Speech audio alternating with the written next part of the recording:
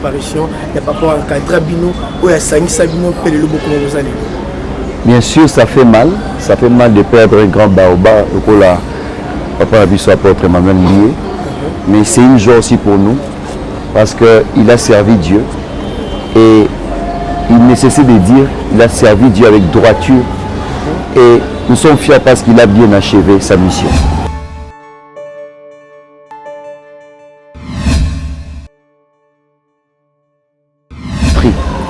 Il savait ce qu'il faisait. Papa le papa vraiment confié dans la maladie. Bon, concernant la maladie, je ne sais pas me prononcer devant la télé. Je pense que sa famille est là. Sa famille va se prononcer dans les heures qui vont suivre. Mais sinon, pour nous, on sait juste qu'il a achevé sa mission. C'est ce qui est plus important pour nous.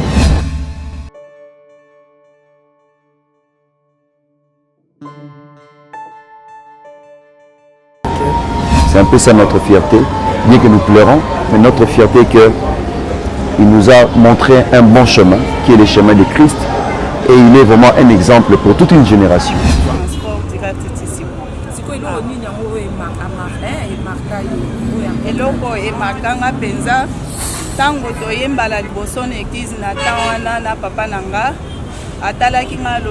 C'est une servante.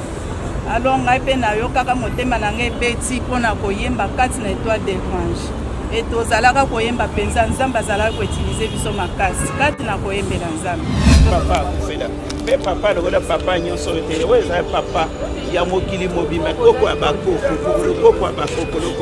iwana ye moto asale biso yo tozala bamosusu bazalaki tozalaki ata na esika tokokende te à partir na yende biso mosusu tokomimona mpe lati mpe elamba na ngolu na nzambo ya sali biso tozala boye aza papa malamu.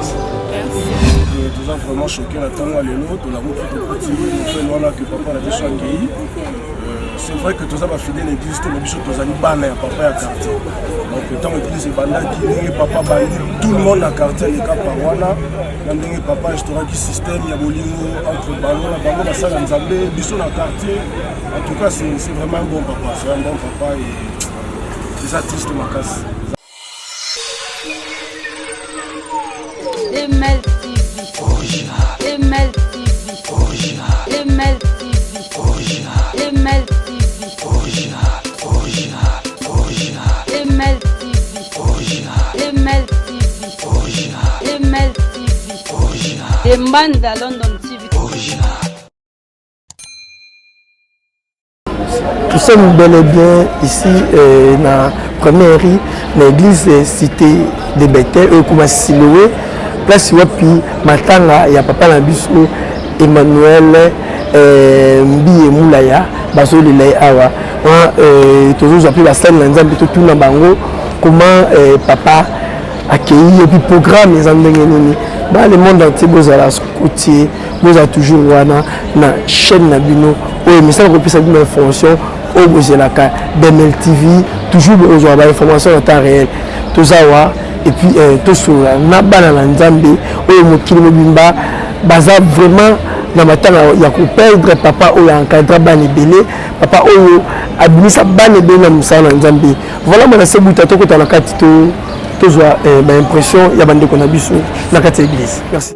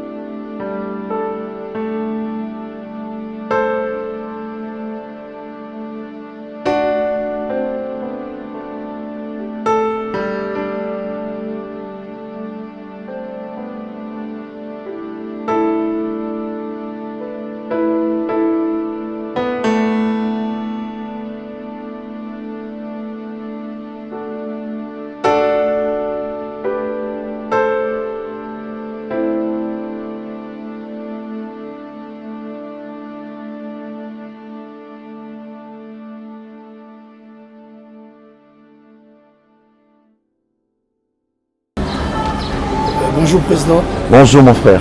Voilà, nous allons parmi bana oyo bazaki na se ya makolo ya papa Mbi Moulaya et les lois sont sur statique biso. L'impression les andengeni par rapport à la disparition, il y a par rapport à cadre bino ou ya sangisa bino pele lo beaucoup vous allez. Bien sûr, ça fait mal de perdre un grand baoba au là papa a vu son apôtre Emmanuel lié. Mais c'est une joie aussi pour nous parce que il a servi Dieu et il nécessite de dire il a servi Dieu avec droiture. Et nous sommes fiers parce qu'il a bien achevé sa mission. C'est un peu ça notre fierté. Bien que nous pleurons, mais notre fierté est qu'il nous a montré un bon chemin, qui est le chemin de Christ. Et il est vraiment un exemple pour toute une génération. Merci beaucoup. Président, moi question qui est curiosité, bandeko baolanda biso ba tirer moi quelque chose. Est-ce que le oyo papa zate akei atikibino église etikana maboko ya nani atika lokola c'est à vous monter mais la kokamba bino ne papa zate. C'est à peu vrai Dieu est là. Parce que richesse soit appréciée à biso za Yesu. Parce que biso Yesu et son esprit ezali na bao batikali. Nous croyons que l'esprit de Dieu va orienter l'église pour la suite. Mais sinon, pour le reste, juste après, avant son départ, il a convoqué une réunion extraordinaire de tous les pasteurs. C'était la semaine passée. Et la réunion à Kinshasa, ici à l'église Cité Bethel, la réunion a pris 2 jours. C'était le samedi et le dimanche. Et juste après cette réunion, papa s'est dit de rentrer là où il a toujours l'habitude de vivre en Europe. Et c'est là qu'il a repris la vie. C'est comme si papa Ebek a ensemble. Oui, on a senti ça parce que son insistance et surtout sa motivation qu'on a réunion haut. Malgré l'âge, malgré la santé, malgré ses fatigues, il s'est dit de rassembler tous ses fils et lui-même était là. Il a participé dans toutes les réunions qui étaient en ces lieux. Et c'est comme si il a révélé notre esprit. Il savait ce qu'il faisait. Papa le papa vraiment confie dans la maladie. Bon, concernant maladie, je ne sais pas me prononcer devant la télé. Je pense que sa famille est là. Sa famille va se prononcer dans les heures qui vont suivre. Mais sinon, pour nous, on sait juste qu'il a achevé sa mission. C'est ce qui est plus important pour nous. Merci Président. Mes dernières questions pour Natikayo au Kutalakati. Alors, programme, les Andénénines. Est-ce que matanga bouti wapi bandeko baya wapi est-ce que corps vraiment koya na Kinshasa? Jusque là, lieu de rencontre, il y a Batunyonso au besoin du monde entier. Et ça en église Cité Bethel ensemble central. La limité, oui. Mais par rapport à matanga tout ça, jusque là il n'y a pas encore eu un programme fixe. Mais je crois bien d'ici soir, il y aura une réunion de pasteurs et c'est après cette réunion là qu'on pourra se prononcer face aux médias. Est-ce que le corps est vraiment là? Bien sûr, c'est notre père et il est congolais. Je pense que ce sera une fierté qu'il soit enterré dans notre terre. Okay, merci Président, merci. Merci. Papa Nanga Katina Modimo, Naza servante c'est depuis 85. Na Yemba pe na Étoile des Branches. Naza servante Silelo. Yem to apambola libala nanga ikawa. Azaki pe pasteur ya papa nanga, pasteur ya mama nanga. Nyonso. Naza vraiment makasi. On a yoki yango na tongo na lamuki na tali na Facebook na moni. Yango moi na lamuki na zui vraiment transport direct ici. Siko ilo nini yango emaka marin emaka yo. Eloko emakanga penza. Tango toyembala liboso na église na tawana na papa nanga. Atalaki nga lobi c'est une servante. Alors ngai pe na yo kaka motema na ngai beti pona koyemba kati na Étoile des Branches. Et tozalaka koyemba penza nzambe azalaka ko utiliser biso makasi kati na koyembela nzambe. Tozalaka kozwa ata 5 invitations. Tozozwa 5 invitations chaque dimanche. Et eloko emakanga makasi ezalaki na ndenge yazalaki ko encadrer bato azali koforme comme baserviteur comme baservante azalaki mpe na grâce wana azalaki mpe na don wana ya prophétie azalaki mpe na don wana ya vision yango nozomona communauté mpe doctrine na biso tozotikala tozomela kaka kati na koservice. Merci eza mama José Twende. Merci.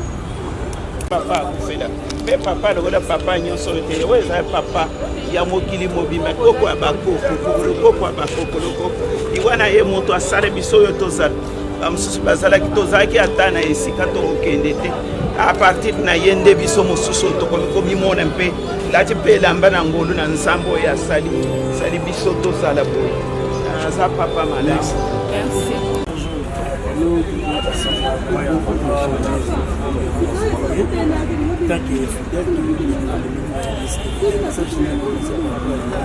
En tout cas, ils ont une nouvelle mauvaise triste makasi, donc ils ont vraiment choqué la tango à l'élo, tout la route de petit, nous fait là que papa a déjà accueilli. C'est vrai que tout ça va fidèle l'église, tout le bichot, tout ça nous banne, papa à quartier. Donc tant l'église est bandaki, papa bandi, tout le monde à quartier, les cas par wana, l'andeng papa restaurant qui système, il y a bolingo entre ballon, la ballon, la salle en zambé, bichot dans le quartier. En tout cas, c'est vraiment un bon papa, c'est un bon papa et c'est triste makasi. C'est vraiment triste. Le message est que tout demeurer dans l'unité. Papa Zalaki monte à paix avec notre kimia. Nous sommes là-bas dans Zambé, nous sommes là-bas pasteur, nous sommes tous ensemble pour que tout continue œuvre à Christ au papa Bandaki. Souvenir nous regarder dans pasteur. Souvenir tout ça là papa. En tout cas papa Zalaki à chaque fois qu'il passait dans les quartiers en open ça me tombait. Il était vraiment en tout cas gentil, il nous considérait comme ses enfants. À part le pasteur Moïse, donc lui, c'est vrai que tout ça, bananaï biologique, mais il nous a considérés comme ses enfants biologiques. En tout cas, c'était un bon papa. Merci beaucoup. Voilà, merci Abino.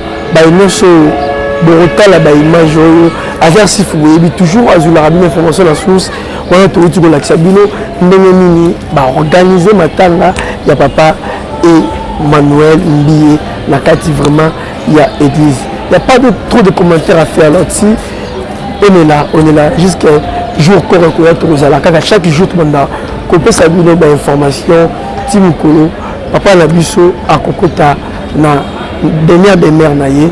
Merci beaucoup la bienvenue. Ciao. ML TV. ML TV. ML TV. ML TV. ML TV. ML TV. ML TV. Demanda London TV.